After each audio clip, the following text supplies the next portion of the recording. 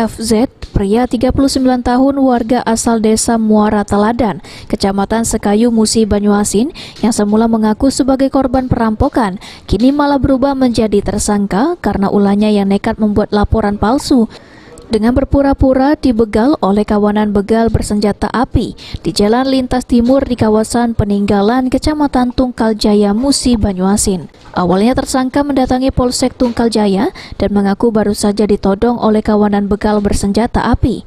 Satu mobil truk miliknya serta uang puluhan juta rupiah raib digondol kawanan begal.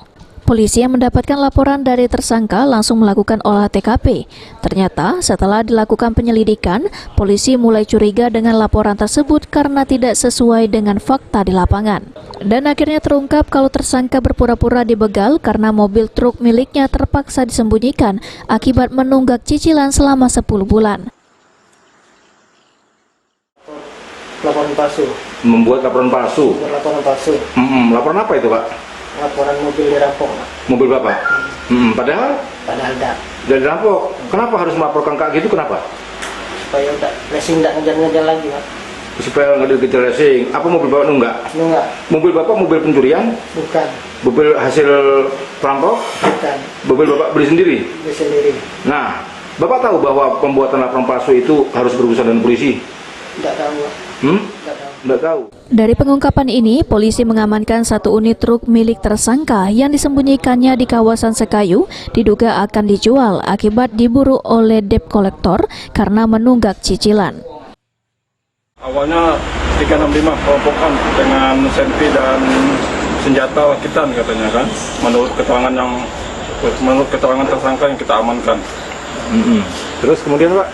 Setelah kita dalami di Polsek dan kita minta keterangan yang bersangkutan, keterangan bersangkutan tidak sinkron dengan atau tidak sesuai dengan kejadian di lapangan.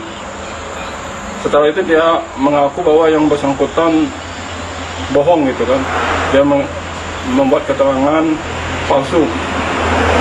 Menurut pengakuan tersangka, mobil itu dalam keadaan leasing dan yang bersangkutan sudah menunggak selama 10 bulan. Untuk mempertanggungjawabkan perbuatannya, tersangka dijerat dengan pasal 242 KUHP tentang pembuatan laporan palsu dengan ancaman hukuman di atas 5 tahun penjara.